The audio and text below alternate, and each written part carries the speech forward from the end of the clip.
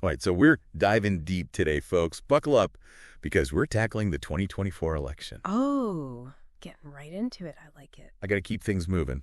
Specifically, we're really going to dissect all the messaging around Kamala Harris's campaign Okay. and, how the public's responding to it. Now, all our intel for this is coming from one video commentary, so got to remember that's just one person's perspective. Right.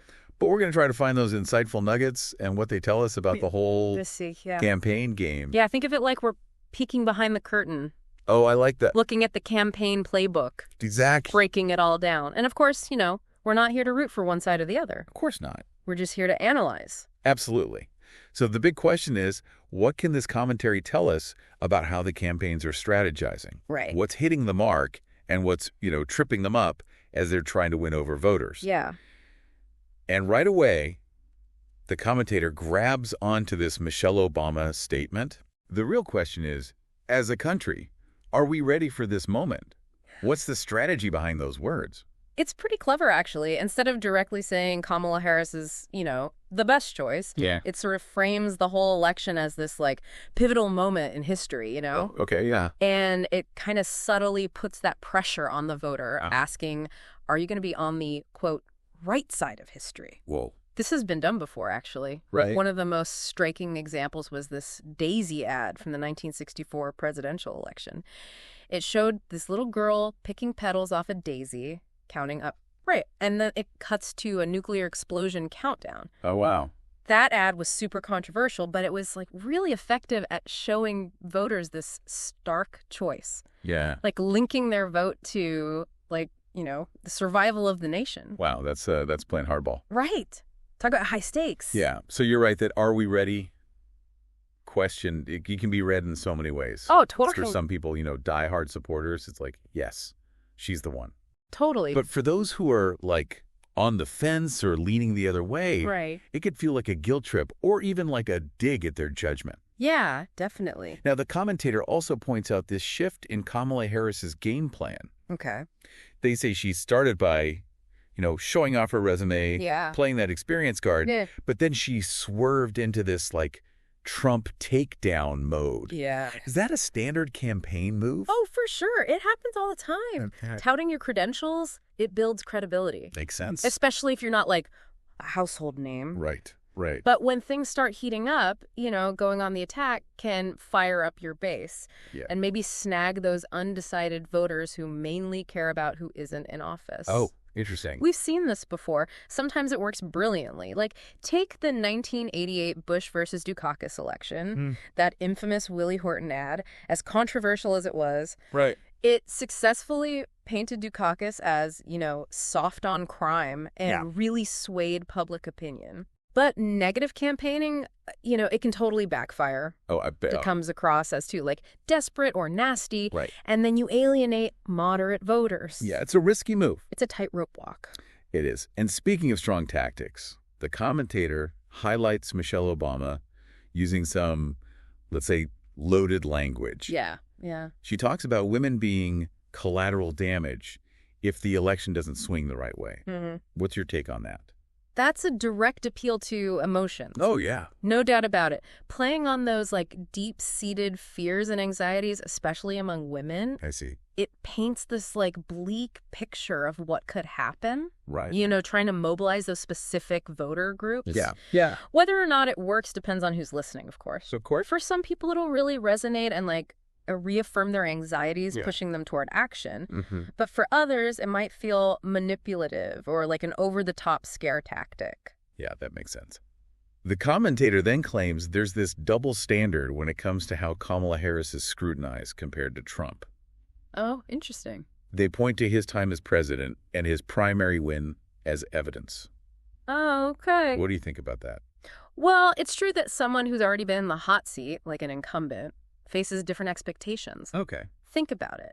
Having that track record, good or bad, Yeah. it gives voters something concrete to judge them on. So you're saying Trump's time in politics, both as president and winning that primary, might give him a bit of a pass in some voters' eyes. Exactly. Voters might feel like they already know Trump, for better or worse. Yeah. While Kamala Harris might be more of an unknown quantity, Right. facing more scrutiny as voters try to figure her out. That's an interesting point. And this is where the campaign's initial focus on, Harris's qualifications might have been a strategic move to build that familiarity and trust. That makes sense. Now, this commentator loves to use the common sense card, Oh, implying that anyone who disagrees just lacks it. right. How often do we see that tactic in politics? Oh, it's practically a staple in political discourse. It's Yeah. all about claiming that moral high ground, making your arguments sound like, undeniable truths. Right. Yeah. So by wrapping their ideas in common sense, they're aiming to make their stance seem not just right, but undeniably so. But what's common sense to one person could be total nonsense to another. Right, exactly. That's the pitfall of this tactic. It Right. assumes that everyone agrees on what common sense is, Right. which, is rarely the case, especially in our politically divided world. For sure. Next up, the commentator brings up this clip of Van Jones chatting with Bill Maher. Okay. And Jones warns that all this, fiery progressive rhetoric could actually be pushing voters away. Interesting. He's cautioning against going too hard and alienating people with, really aggressive or divisive language. That's a tough line to walk for any political party, especially these days. Right. On one hand, you got to fire up your core supporters, stay true to your principles. Yeah. But to win, you also need to win over those swing voters who might be turned off by extreme views. And we saw this play out in the 2016 election when a lot of working class voters who usually voted Democrat, Yeah, they felt alienated by what they saw as an overly progressive agenda. I see. And ultimately, that contributed to Trump's victory. So is there any evidence this is actually happening? That all this strong progressive talk is driving people away from the Democrats? Well, it's complicated. Some voters might be turned off by, certain progressive stances, while others are drawn to them. It's hard to say definitively if it's a widespread trend or a deciding factor in elections. It seems like both parties are always wrestling with this, appealing to their base versus winning over the undecided. It's like the heart of political strategy, right? Yeah. Finding that sweet spot, a message that resonates with enough voters to win without abandoning your core beliefs. Makes sense. Now, the commentator zooms in on Obama and Harris's push to mobilize black male voters, Okay. even suggesting that early voting numbers in Georgia are down in this demographic. This goes to show how important it is to target those specific groups of voters. Yeah. Campaigns, they analyze voting patterns super carefully, tailoring their messages to appeal to different slices of the electorate. It's all about strategy. Exactly. Black voters, and particularly black men, have been a key demographic for the Democratic Party for decades. Right. Their level of support and how many of them actually turn out to vote, Yeah. it can have a big impact on election results, especially in crucial states like Georgia. So what kind of things shape how different groups vote? It's a whole mix of factors. Where they live, how much money they make, their age, their cultural values, past experiences, all of it plays a part. Wow, that's a lot to consider. Right. And understanding all those nuances is key for campaigns trying to, make those connections. Yeah, makes sense. So how much can we actually trust these early voting numbers? Right. Are they a good predictor of who's going to win? They give us a glimpse into trends and enthusiasm, but they're not a crystal ball. Okay. Voter turnout can swing wildly on election day itself. Oh, for sure. And there are always those last-minute voters who aren't captured in the early data.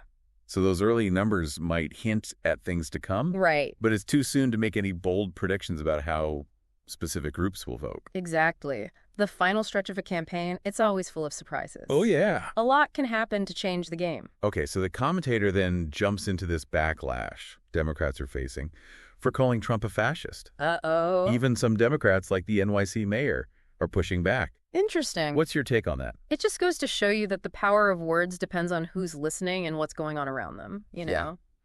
Calling out extremism can be powerful for rallying your own supporters, Right. but it can backfire if it seems overblown or too partisan. Is there, a danger of that kind of talk becoming meaningless? Yes. Especially if it's thrown around all the time. Absolutely. If voters start seeing it as exaggerated or just, not accurate, Yeah. it loses its impact. It can even breed cynicism and distrust. Right. It's a delicate balance. It is. Now, this commentator loves to judge campaigns based on their energy, Okay. claiming Trump's feels more human. And Harris's focuses too much on, like, why she should be elected. Interesting. Can you really measure energy in a campaign?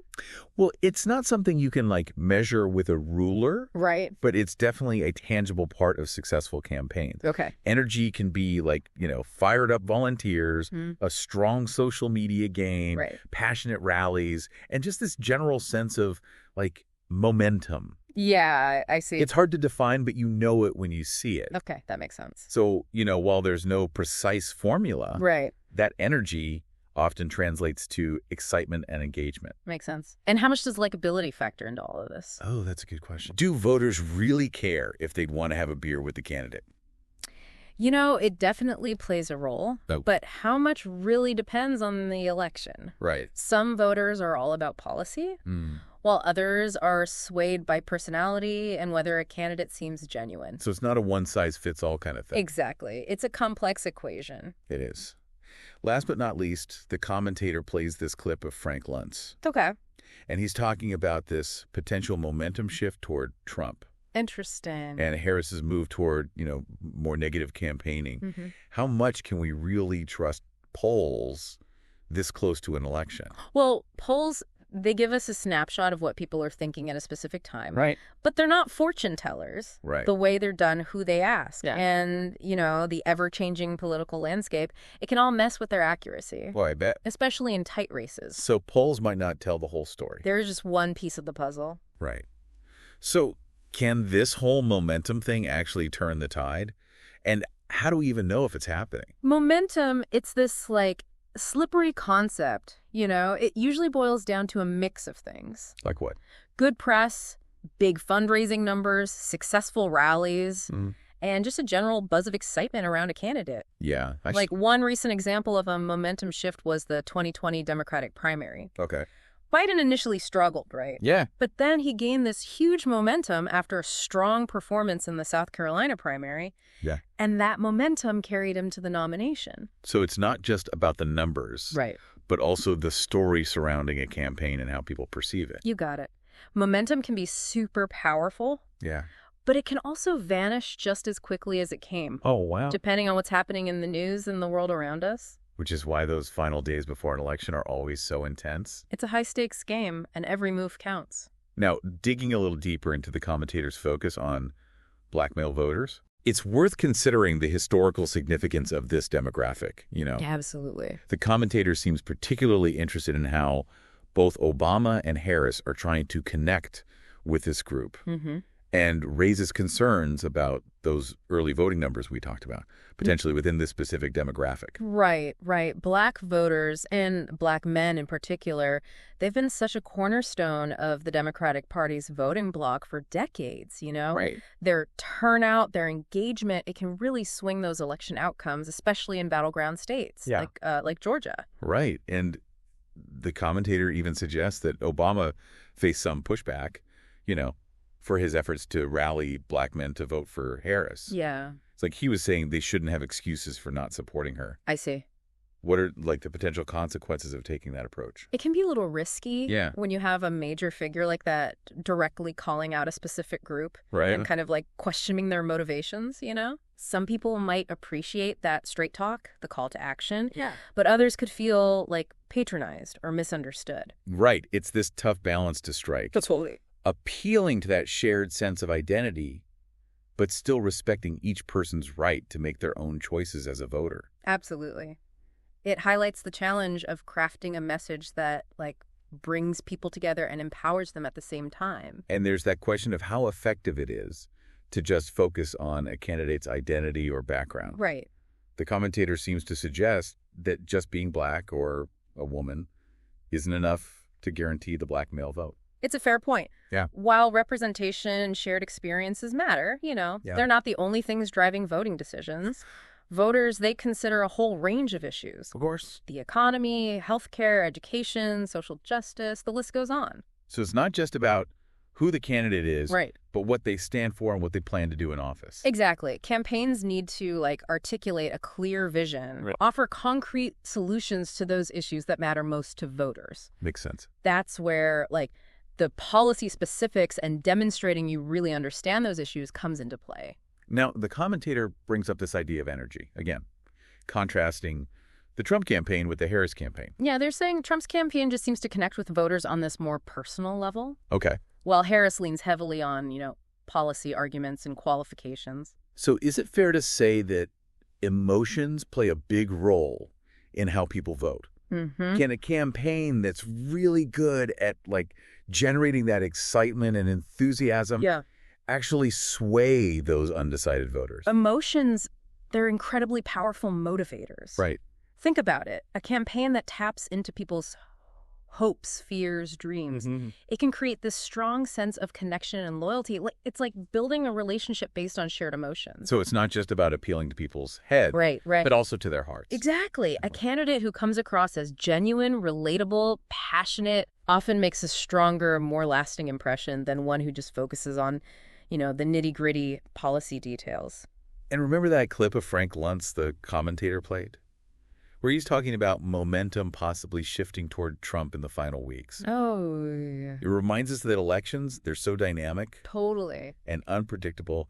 Public perception can change on a dime. For sure. And things can happen that no campaign can control, just completely shaking up the outcome. It's like a roller coaster. The commentator pointed out that Harris's numbers, they seem to be doing better when she was focused on her own qualifications and vision, Okay. but they kind of stalled when she shifted to a more negative anti-Trump message. That speaks to the balancing act campaigns have to manage, right? Right. Highlighting their own strengths while also, going after their opponent. A Yeah. constant barrage of negativity, even though it might energize the base, it can be a turnoff for moderate voters who are still making up their minds. It's all about finding the right tone, the right message for the right people at the right time. It's a constantly moving target. And let's not forget the Democrats' use of the word fascist to describe Trump Oh, yeah.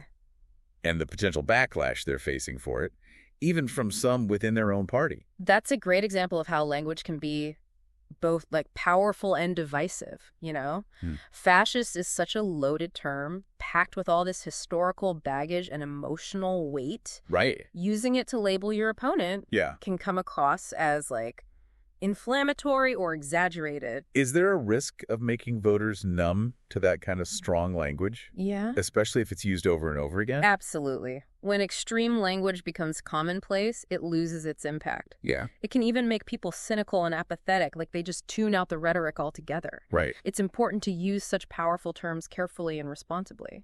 The commentators used to argue that Democrats are playing their hand too strongly Mm-hmm. with all this, fear-mongering and talk of extremism. Yeah. They think it could actually push voters toward Trump. That's a risky strategy. Right. Fear can be a powerful motivator, but it can also backfire. Yeah. It can create resentment and a backlash if voters feel manipulated or like they're being talked down to.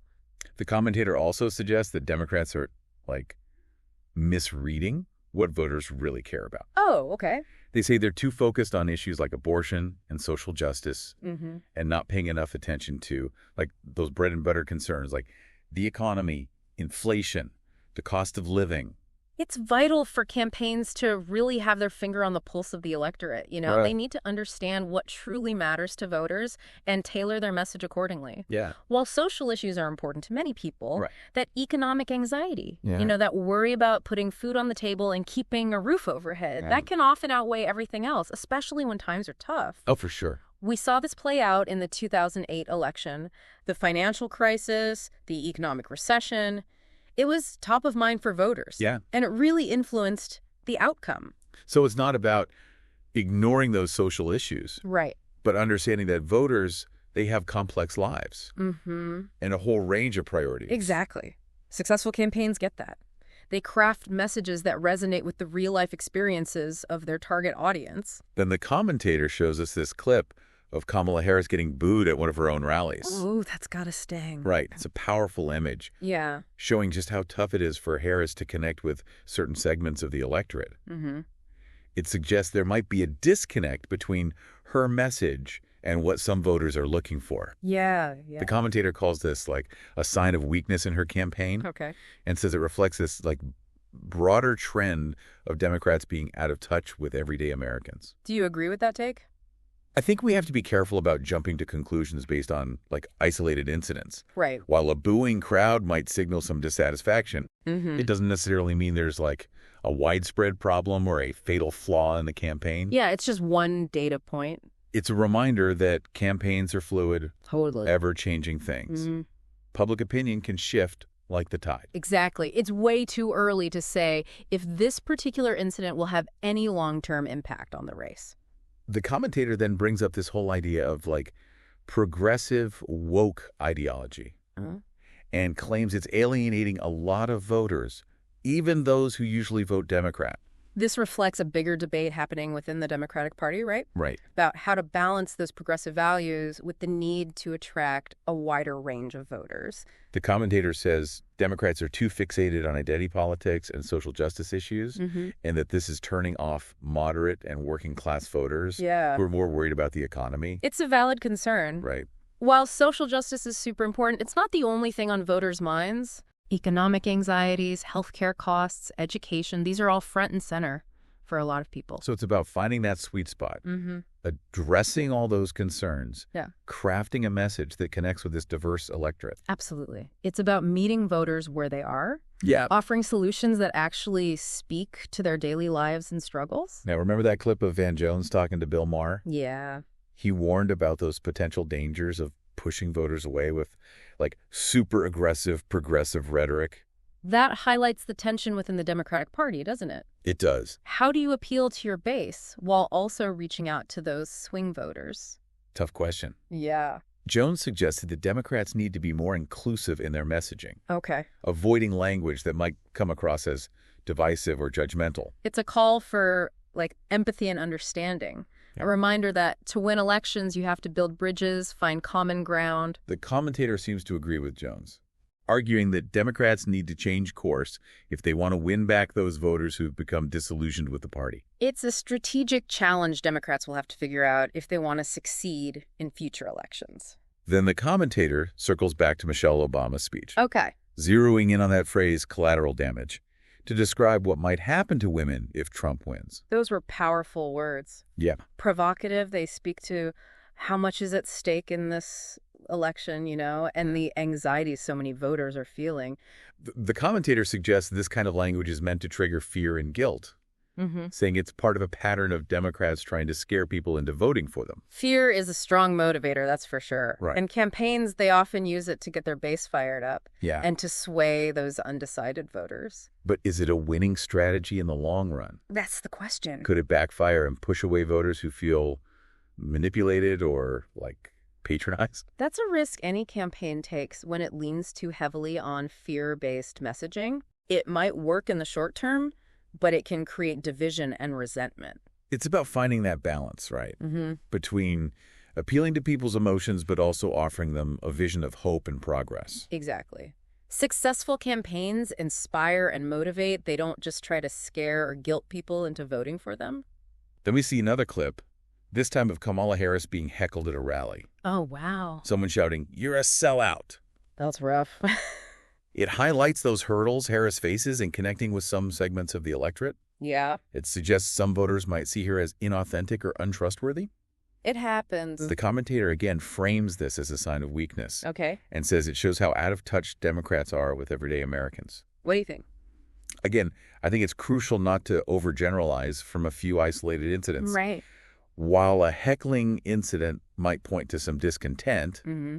it doesn't necessarily mean there's a broader issue or a fatal flaw in the campaign. Yeah, it's just one snapshot. It's a good reminder that campaigns are fluid and dynamic. For sure. Public sentiment can change quickly. Absolutely. It's way too soon to tell if this incident will have any lasting impact on the race. Now, the commentator shifts gears a little and talks about campaign finances. Uh-huh. They point out that Kamala Harris, she's raised a ton of money, Mm-hmm. but seems to be struggling to turn that into, like, real voter enthusiasm. Interesting. What's the connection, between money and success in a campaign? Well, money is definitely a big deal in modern campaigns. It Go lets ahead. you run ads, hire staff, put on those big events, and really get your message out to voters. But is it like a guaranteed ticket to success? Right. Can a campaign with a lot of money still lose if it doesn't, connect with voters on a deeper level? Absolutely. Money can amplify a message, Right. but it can't manufacture one. Okay. If your message isn't resonating with people, Yeah. all the money in the world won't change that. So it's not just about how much money you have, Right. but how you use it and what message you're using it to promote. You got it. Smart campaigns, they use their resources strategically, Okay. to target voters with a message that speaks directly to their needs and aspirations. The commentator also brings up media bias, Okay.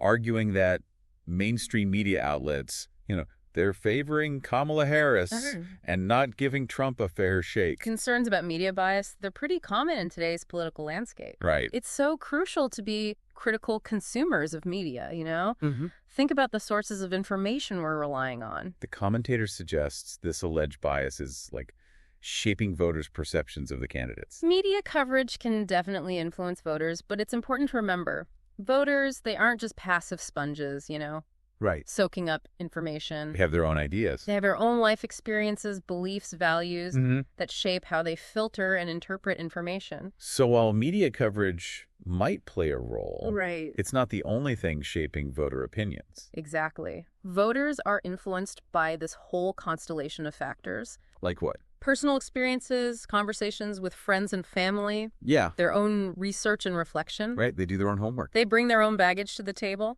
The commentator then turns to voter turnout, Okay. arguing that Democrats are putting too much stock in, like, getting their base to vote Mm-hmm. and not doing enough to, win over those undecided voters. Voter turnout is crucial in any election, that's for sure. Right. Campaigns need a solid strategy for both mobilizing their base Right. and persuading those who haven't made up their minds. The commentator seems to think Democrats are, like, overconfident about winning just by getting their base to show up. Okay.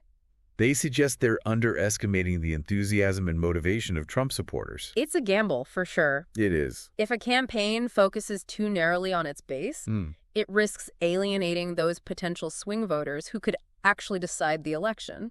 It's about finding that balance, right? Right. Between energizing your existing supporters and reaching out to those who are still on the fence. Exactly.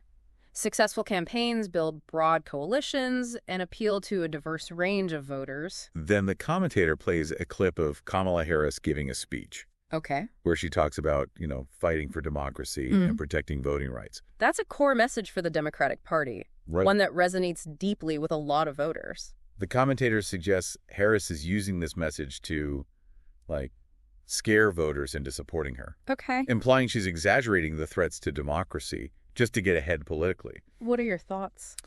Well, democracy, it's undoubtedly a fragile thing. It is. It requires constant vigilance and protection. Mm-hmm. And there have been real efforts to suppress voting rights Right.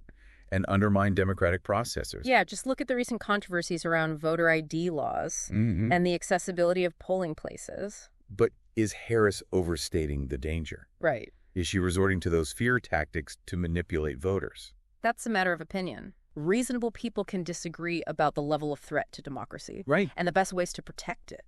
It's important for voters to be, well informed about the issues and make their own judgments about the candidates and what they're saying. Absolutely. It's about being critical thinkers, Right. carefully weighing the evidence and not just accepting everything at face value. Then the commentator dives into the issue of crime, Okay. claiming that Democrats are, soft on crime Mm-hmm. and that this is making communities less safe. Crime is such a complicated issue with no easy solutions. It is. It's crucial to have a nuanced and informed conversation about what causes crime Right. and how best to address it. We have to look beyond those, sound bites and Race. slogans and really delve into those complexities of the criminal justice system. Absolutely. The commentators suggest Democrats are more worried about protecting the rights of criminals than the rights of, law-abiding citizens. That's a common refrain from conservatives. It is. But remember, our criminal justice system, it's designed to protect the rights of everyone, Right. including those accused of crimes. Mm-hmm. It's a fundamental principle of our democracy. It's about finding the right balance, right, Mm-hmm. between keeping our communities safe Right. and upholding the principles of, justice and fairness. Exactly. It's a complex issue that demands, careful consideration and well-thought-out solutions. Next up, immigration. Ooh, another big one. The commentator argues that Democrats are too lenient on, illegal immigration, Okay. and that it's hurting the country. Immigration is another incredibly complex and divisive issue. It is. We need to have an honest and open conversation about the challenges and opportunities it presents, Yeah. This requires, acknowledging the concerns of those who feel threatened by immigration, Right. while also recognizing the valuable contributions immigrants make to our society. The commentator implies that Democrats are, more interested in welcoming illegal immigrants than in protecting American jobs and security. That's a familiar talking point from conservatives. What is? But we can't forget that immigrants contribute significantly to our economy and society as a whole. Right. They bring diverse skills, perspectives, that entrepreneurial spirit. Mm-hmm. It enriches our nation. It's about finding that balance Mm, between enforcing immigration laws right? and recognizing the value that immigrants bring. Exactly. We need thoughtful solutions that address both the economic and humanitarian aspects of immigration, Yeah. It's not a simple issue. Not at all. There are no easy answers. Okay, then the commentator tackles foreign policy, Mm-hmm. saying Democrats are weak on national defense Correct. and that this is putting the country at risk. Foreign policy, it's constantly evolving, Right. There's no one-size-fits-all approach. Right. We need these nuanced and informed discussions about the threats facing our country Yeah. and the best ways to address them. Yeah. This requires considering a range of options, from diplomacy and international cooperation to military intervention, Wow. depending on the situation. The commentator suggests Democrats are more interested in, appeasing America's enemies than standing up for its interests. That's a common accusation from conservatives. Right. But it's crucial to understand that diplomacy and engagement, those are vital tools in foreign policy. Right. They allow us to build relationships with other nations, Yeah. address shared challenges, Mhm. and avoid unnecessary conflict. So it's about finding that balance Right. between projecting strength Mm-hmm. and engaging in diplomacy, Exactly. recognizing that there are, no easy answers in foreign policy. Foreign policy demands careful consideration, Yeah. strategic thinking, and a deep understanding of the global landscape. Mm-hmm. It's not about simple solutions or black and white thinking. Then the commentator shifts to Kamala Harris specifically, Okay. suggesting that she lacks the necessary experience to be president Mm-hmm. and that her policies would be harmful to the country. Remember, this is just one commentator's opinion, right? Right. Voters should consider a wide range of perspectives Of course. and make their own judgments about the candidates Yeah. based on their qualifications, experience, and proposed policies. It's all about being informed and engaged Mm-hmm. and, making our voices heard when we cast our ballots. Absolutely. That's what democracy is all about. Wow. It's amazing how much ground we've covered just by examining this one commentary. I know, right? It really shows you how much strategy and messaging goes into a campaign. It really does. It's like this chess match, Yeah. with each side trying to predict the other's moves and position themselves for the win. Right. And as we've seen, there's no single, guaranteed path to victory. One thing that really struck me was the commentators focus on, the importance of relatability Okay. and that whole energy factor. Yeah. They seem convinced that Trump's campaign has the edge there, while Harris struggles to connect with voters on a, more personal level. It's a fascinating point.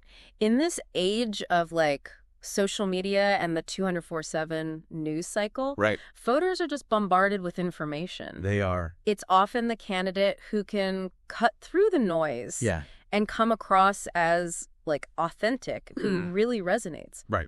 Think about someone like Bill Clinton, often Yeah. called the comeback kid. Right. He had this incredible ability to connect with people on a personal level, Yeah. even when facing, scandal or setbacks. Yeah, he did. He made people feel heard and understood, Mm. and that played a huge role in his political success. The commentator even suggested that Harris focusing so much on her qualifications and policy details might actually be hurting her, Interesting. making her seem less relatable. Yeah. Or even out of touch with, everyday voters. It's a delicate balance, right? It is. Voters want to know a candidate is competent, that they have a plan, but they also want to feel like they can relate to them on a human level. Right. It's about finding that sweet spot between substance and style, expertise and empathy. It's a tough needle to thread. It is. This commentator's perspective is just one side of the story. Of course. But it raises some really important questions about, what qualities and messages really work in today's political landscape. It reminds us that elections, they aren't just about those policy debates. Right. They're also about stories, emotions, perceptions. And we've explored a lot of those stories and perceptions today. We have. And I think it's safe to say this election, it's going to be a nail-biter. Oh, it definitely looks like it's going down to the wire. It does. So, considering everything we've discussed, Yeah. what qualities and messages do you think will be most effective at swaying those undecided voters in these final days? That's the million-dollar question, isn't it? It is. It's almost like voters are looking for this candidate who can embody both strength and empathy. Mm-hmm. Someone who can offer a clear vision for the future, Right. but also understands the anxieties and struggles of everyday people. Absolutely. It's a tall order. It is. But that's what leadership is all about. Yeah. Finding that balance, inspiring hope, Yeah. uniting people around a common purpose. Well, we've certainly had a lot to think about today. We have. Thanks for joining us for this deep dive into the 2024 election. It's been my pleasure. And remember, folks, stay informed, stay engaged, Mhm. and make your voice heard. Every vote counts.